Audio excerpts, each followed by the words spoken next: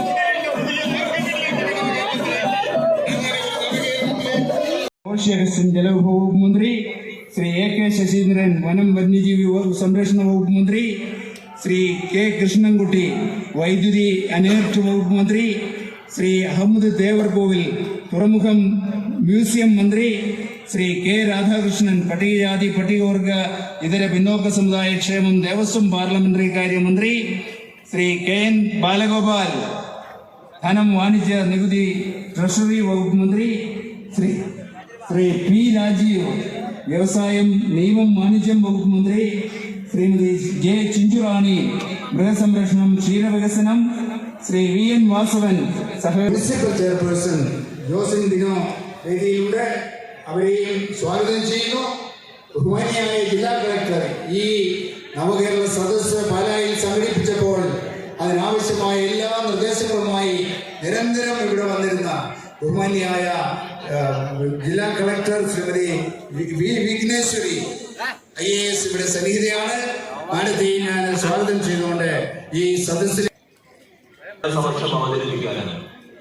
ആ പ്രശ്നം പ്രധാനമായി നമ്മുടെ കേരളം നേരിടുന്ന അവഗണനയുണ്ട്. കേരളത്തിന് നേരെ കാണിക്കുന്ന വിവേചനമുണ്ട്. അത് കേന്ദ്ര സർക്കാരാണ് കാണിക്കുന്നത്. വേണ്ടത്ര മനസ്സിലാക്കാതെയുള്ള അവതരണമാണ് ഇവിടെ നടന്നത്. ബഹുമാനപ്പെട്ട ചാഴിക്കാരന് അത് കേന്ദ്ര ഗവൺമെന്റിന്റെ വിവേചനപരമായ സമീപനവും.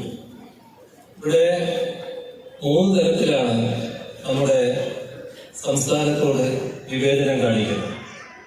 ഒന്ന്, കേന്ദ്രത്തിൽ നിന്ന് കിട്ടാനുള്ള തുക കുടിശ്ശികയാക്കിക്കൊണ്ട്.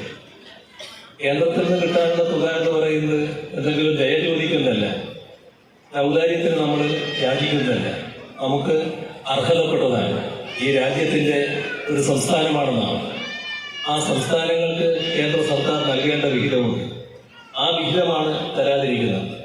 അതിനകത്താണ് വിവേചനപരമായ നിലപാട് സ്വീകരിക്കുന്നത്. അതിനകത്താണ് തോന്നിയതുപോലെയുള്ള വെട്ടിക്കുറവ് വരുന്നത്. ആ പ്രശ്നമാണ് നമ്മെ ഒന്ന് അലട്ടുന്നത്. മറ്റൊന്ന്, രാജ്യത്തിന്റെ റവന്യൂ വരുമാനത്തിലുള്ള പങ്ക് അത് സാധാരണഗതിയിൽ വിവിധ സംസ്ഥാനങ്ങൾക്ക് വീതിച്ചു കൊടുക്കുന്നതാണ്. അതിലും തോന്നിയ പോലെയുള്ള കുറവ് വരുത്തുകയാണ്. ഇവിടെ സംസ്ഥാനവും കേന്ദ്ര ഗവൺമെന്റും കൂടി നടപ്പാക്കുന്ന പദ്ധതികളുണ്ട്. ആ പദ്ധതികളിൽ കേന്ദ്രത്തിന്റെ വിഹിതം നമുക്ക് ലഭിക്കേണ്ടതായിട്ട് അത് വലിയ തോതിൽ കുടിശ്ശികയാക്കുകയാണ്. ഭീമമായ കുടിശ്ശിക ഇപ്പോഴും കിടക്കുകയാണ്. അതോടൊപ്പം തന്നെ നമ്മുടെ സംസ്ഥാനത്തിന് മാത്രമല്ല, ഏതൊരിടത്തും ഭാവി പരിപാടികൾ നടപ്പാക്കുന്നതിന് ആവശ്യമായ പണം അത് കയ്യിലില്ലാതിരിക്കുമ്പോൾ വായ്പ എടുക്കേണ്ടതായിട്ടുണ്ട്. വായ്പ എന്ന് പറയുന്നത് ഒരു നാടിന് ബാധ്യത ഉണ്ടാക്കുന്നതല്ല. വായ്പ എടുക്കുന്നത് പദ്ധതികൾ നടപ്പാക്കാനാണ്. പദ്ധതി നടപ്പാക്കുമ്പോൾ അതിന്റെ ഭാഗമായി വരുമാനം ഉണ്ടാവും. ആ വരുമാനത്തിലൂടെ അത് തിരിച്ചടക്കാനും കഴിയും. പക്ഷേ നമുക്കിവിടെ വായ്പാ പരിധി വലിയ തോതിൽ വെട്ടിക്കുറക്കുകയാണ്. ഇപ്പോൾ കേന്ദ്ര ഗവൺമെന്റിൽ നിന്ന് നമുക്ക് ലഭിക്കാനുള്ള കുടിശ്ശികയുടെ ഒരു കണക്ക് അത് പരിശോധിച്ചാൽ നമുക്ക് കാണാൻ സാധിക്കുകയാണ്. ഇപ്പോൾ UGCയുടെ ശമ്പള പരിഷ്കരണം നമ്മുടെ സംസ്ഥാനത്ത് നടപ്പാക്കി. ആ ഇനത്തിന് 750 കോടി രൂപ നമുക്ക് ഇനിയും ലഭിക്കാനുണ്ട്. അത് തന്നിട്ടേയില്ല. എന്താണ് അതിന് ന്യായം? നമ്മൾ നടപ്പാക്കി കഴിഞ്ഞ കാര്യമാണ്. നടപ്പാക്കി കഴിഞ്ഞ കാര്യം അത് ഇവിടെ സംസ്ഥാനത്തിന് അർഹത വരികയാണ്, അർഹതയുണ്ടാവുകയാണ്. പക്ഷേ നൽകാൻ തയ്യാറല്ല. അതോടൊപ്പം തന്നെ നഗരവികസന ഗ്രാന്റ് നമുക്ക് 700 കോടി രൂപ കുടിശ്ശികയായി കിടക്കുകയാണ്. ഗ്രാമവികസന ഗ്രാന്റിൽ 1260 കോടി രൂപ. നമ്മുടെ നെല്ല് സംഭരണം നാം നടത്തുന്നത്. നെല്ല് സംഭരണം നടത്തുന്നത് എല്ലാ പൈസയും ആദ്യ സംസ്ഥാന ഗവൺമെന്റ് കൊടുക്കുകയാണ്. അതിന്റെ ഭാഗമായാണ് നമ്മുടെ ബാങ്കുകളുമായിട്ടുള്ള ഇടപാടുകൾ നടത്തുന്നത്. ആ സംവിധാനത്തിലൂടെ കൃഷിക്കാർക്ക് പണം മുഴുവൻ കൊടുക്കുകയാണ്. അതിന്റെ പലിശയുടെ ഭാരം മുഴുവൻ സംസ്ഥാന സർക്കാരാണ് വഹിക്കുന്നത്. എന്നാൽ അതിലുള്ള കേന്ദ്ര വിഹിതം അതിന്റെ ഭാഗമായി 790 കോടി രൂപ നമുക്ക് കിട്ടാൻ ബാക്കി കിടക്കുകയാണ്. അതിനുവേണ്ടി പല മേധാവികളെയും കണ്ടവര് ചർച്ച നടത്തിയത് നമ്മുടെ പല ഉന്നത സ്ഥാനത്ത് ഇരിക്കുന്ന ഇവിടുത്തെ മലയാളികളായ ആളുകൾ ഇവിടെ തന്നെ അറിയിപ്പ് പിടിക്കുകയും അവരുടെ സംസ്ഥാനങ്ങളിലല്ലാതെ ഇവിടെ തന്നെ അറിയിപ്പ് പിടിക്കുകയും അതിനകത്ത് വീണുപോയവരുണ്ടല്ലോ ചിലർ. എന്തൊരു നല്ല ആൾക്കാർ, എന്തൊരു സംസാരമാണ്, എത്ര നല്ല രീതിയിലാണ് കാര്യങ്ങളൊക്കെ. ഞാൻ പറഞ്ഞത് ന്യൂനപക്ഷ സംരക്ഷണം. RSSന്റെ കണ്ണിൽ ന്യൂനപക്ഷത്ത ആഭ്യന്തര ശത്രു പറഞ്ഞാൽ രാജ്യത്തിന് പറ്റാത്ത എപ്പോഴാ കളി വെളിച്ചത്തായത്. എപ്പോഴും ഈ തരുനിറം എല്ലാ കാര്യവും മറച്ചു വെക്കാൻ പറ്റില്ല. മണിപ്പൂർ സംഭവം വന്നപ്പോൾ പള്ളി വെളിച്ചതായി. നമ്മുടെ രാജ്യത്ത് ഒരുപാട് വിഭാഗങ്ങളുടെ നേരെ വംശഹത്യ അടക്കം വരുന്ന തരത്തിലുള്ള ആക്രമണങ്ങളാണല്ലോ ഒരുപാട് നടത്തിയിട്ടുള്ളത്. അതേ രീതിയല്ലേ മണിപ്പൂരിലുണ്ടായി. നമ്മുടെ ഒരുപാട് ആളുകൾ അവിടെ സന്ദർശിച്ചല്ലോ. ജോസ് കെ മാണി ചാടിക്കാണ്ടുമല്ലോ അവിടെ സന്ദർശിച്ചതാണ്. ഒരുപാട് ആളുകൾ സന്ദർശിച്ചല്ലോ. അവിടുത്തെ ദുരിതങ്ങൾ നേരിട്ട് അനുഭവിച്ചല്ലോ. ഇപ്പൊ നമ്മുടെ കേരളത്തിൽ ധാരാളം കുട്ടികൾ വന്ന് പഠിക്കുകയില്ലേ. ഇപ്പോ ഞങ്ങൾ യഥാർത്ഥ സംരക്ഷകരാണെന്ന് പറഞ്ഞിട്ട് ആരെങ്കിലും പോകാൻ പറ്റുമോ? അപ്പോൾ ഓരോ ഘട്ടത്തിൽ കാണിക്കുന്ന വഞ്ചനാപരമായ നിലപാട് കൃത്യമായി തിരിച്ചറിയാൻ കഴിഞ്ഞില്ലെങ്കിൽ നമ്മൾ ചതിക്കുഴിയിൽ പെടുമെന്നുള്ളത് നമ്മൾ കാണേണ്ടതായിരിക്കും. അതും ഇതിൻ്റെ കൂടെ നമ്മൾ ഓർത്തു പോകേണ്ടതായിരിക്കും. ഇവിടെ നമ്മുടെ കണക്കുകൾ പ്രകാരം ഈ 5 വർഷം കൊണ്ട് 20 മുതൽ 30 വരെ ശതമാനം കേരളത്തിൻ്റെ GSDP കുറയുക എന്നതാണ് അവർ ലക്ഷ്യമിടുന്നത്.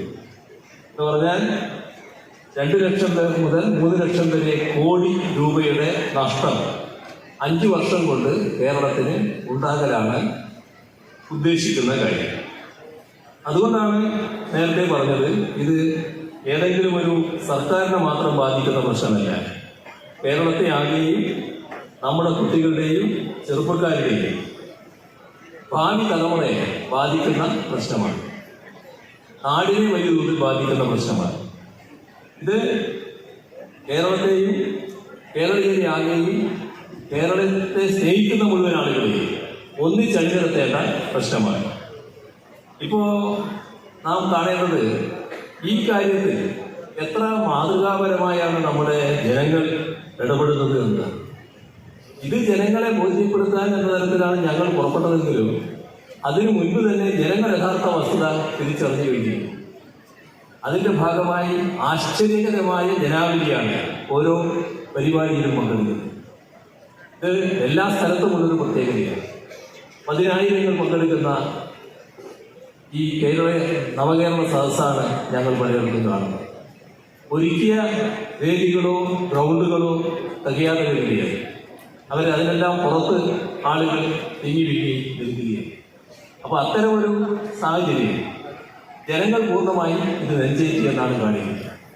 ആ ജനങ്ങൾ കേരളത്തിന് നൽകുന്ന ഒരു സന്ദേശം, ആ സന്ദേശം ഈ നാട് ഒരു കാരണവശാലും പുറകിലായിരിക്കും. കാലാനുസൃതമായി മുന്നേറാനാണ്. അതിന് നാം കേരളീയർ ഒറ്റക്കെട്ടായി രംഗത്തിറങ്ങണം. ഞങ്ങളിതാ വന്നിരിക്കുന്നു, നിങ്ങളും ഇറങ്ങുക എന്ന സന്ദേശമാണ് മഞ്ചേശ്വരം മുതൽ പാല വരെയുള്ള നമ്മുടെ നവകേരള സദസ്സിൽ പങ്കെടുത്ത 10,000 അത് ഇപ്പോൾ ലക്ഷങ്ങളായി മാറിയിട്ടുണ്ട്. ഈ ലക്ഷക്കണക്കിന് ആളുകൾ അല്ലെങ്കിൽ ഇപ്പോഴത്തെ കണക്ക് ദശലക്ഷങ്ങളായിട്ടുണ്ടാവും. ആ ദശലക്ഷങ്ങൾ നമ്മുടെ നാടിൻ്റെ മറ്റ് ജനങ്ങളോട് അഭ്യർത്ഥിക്കുന്നു. ഇതേ മാതൃക പിന്തുടർന്നുകൊണ്ടാണ് ജനങ്ങൾ ഇനിയുള്ള സദസ്സുകളിലും പങ്കെടുക്കാൻ പോകുന്നത്. അതുകൊണ്ട് ഇതിനാണ് നമ്മളിപ്പോൾ ഊന്നൽ കൊടുക്കുന്നത്. ചാടിക്കാണ്ടും മറ്റും പറഞ്ഞ കാര്യങ്ങൾ നമുക്ക് പിന്നീട് നല്ല രീതിയിൽ പരിഗണിക്കാം. അതൊന്നും പറയാനല്ല ഇപ്പോൾ ഈ സദസ്സ് ഉദ്ദേശിച്ചത്. അതുകൊണ്ട് ആ ഭാഗത്തേക്ക് ഞാനിപ്പോൾ കടക്കുന്നില്ല. ഈ കാര്യത്തിൽ ജനങ്ങൾ സംസ്ഥാന സർക്കാരിനൊരു സന്ദേശം നൽകുന്നു. ആ സന്ദേശം നിങ്ങൾ ധൈര്യമായി മുന്നോട്ട് പോയിക്കോ, ഞങ്ങൾ കൂടെ ഉണ്ട് എന്നുള്ളതാണ്. അതാണ് ഞങ്ങൾക്കുള്ള കരുത്ത്. ആ ആ കരുത്തിൽ ഉറച്ചു നിന്നുകൊണ്ടാണ് ഞങ്ങൾ മുന്നോട്ട് പോകുന്നത്. അതിന് നന്ദി എന്ന് മാത്രം പറഞ്ഞുകൊണ്ട് അവസാനിപ്പിക്കുന്നു. നിങ്ങൾക്കെൻ്റെ അഭിവാദ്യം.